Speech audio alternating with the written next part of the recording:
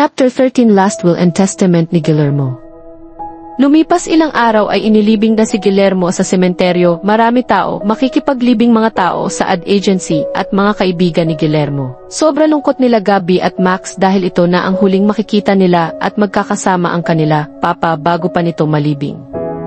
Pagkatapos ilibing si Guillermo ay pumunta sila Gabby at Leia sa bahay nila Max dahil may sasabihin si Attorney Rico tungkol sa last will and testament na iwan ni Guillermo. Sobra mayaman si Guillermo, bukod sa ad agency company niya ay meron rin si Guillermo ng 2 beach resort business sa Boracay at marami iba pa business si Guillermo at kayamanan, kaya malalaman na magkapatid ng sila Gabby at Max kanino ipapamana ni Guillermo ang kayamanan niya.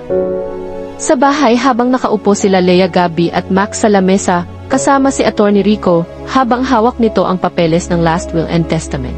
Tutal, nandito man kayo mga anak ni Guillermo. At since 2 lang kayo anak niya, and alam nyo naman may iniwan yun papa nyo mga negosyo, pati 2 resort niya sa Boracay at lalo na kayamanan.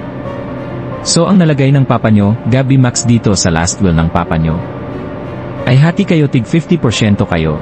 Nagulat si Max sa sinabi ni Attorney Rico sa kanila, dahil akala at feeling niya mas malaki ang pamana sa kanya kasi si Max lang ang kasama sa negosyo ng papa nila, kaya hindi matanggap ni Max na meron siya kahati sa pamana ng yumangon niya ama. What? Attorney, hindi maaari ito. Ako ang kasama ni papa sa negosyo at sa buong buhay niya. Tapos sasabihin nyo hati kami ni kuya sa last will testament ni papa. Sabay hampas sa lamesa at galit na galit si Max sa nalaman tungkol sa last will testament ng papa nila. Maximo, naiintindihan kita pero ito nakalagay sa last will ng papa nyo. Hindi maari ito, ako dapat mas malaki mana dahil ako kasama ni papa noong nabubuhay pa siya. Hoy, ang kapal ng mukha mo Max. Anak ka lang sa labas, kung magsalita ka akala mo ikaw mas may karapatan. Pwede ba tita Leia wag ka makisali? Dahil kung hindi kayo nahanap ni papa, ay sana akin lang buo ang kayamanan ni papa. Masadyo kayo mukhang pera. Max, mama ko yan. Sana respeto mo ang mama ko, kundi baka hindi ako makapigil at sasapakin kita. Isa ka pa kuya. Di mo naman nagkasama si papa nung nabubuhay pa siya, pero bakit gusto mo kunin pamana ni papa? Di pa sapat sa'yo kayamanan nyo. Max, di ko inaasahan meron ako parte sa pamana ni papa. Sa totoo lang ayoko nga tanggapin yun pamana ni papa. Alam nyo tama na usapan ito at umalis na kayo dito sa bahay.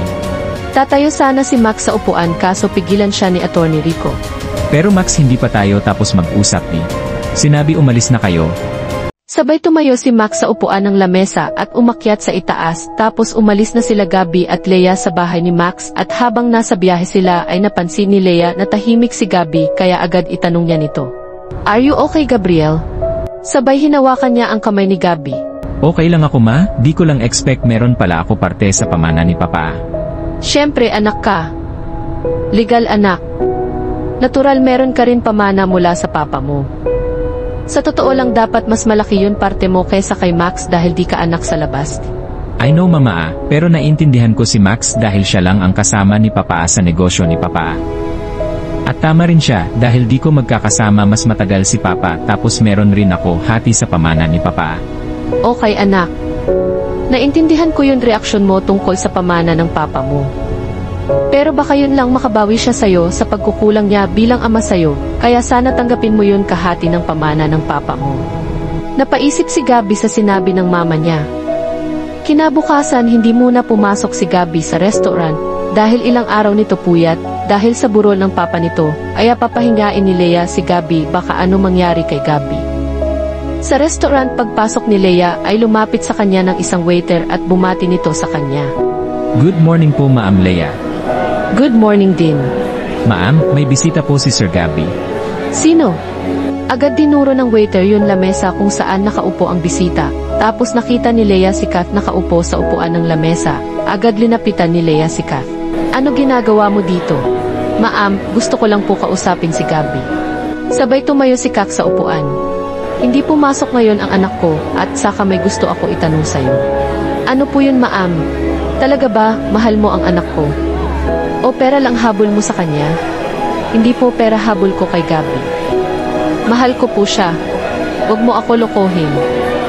Kung anak ko inuuto mo, ako hindi.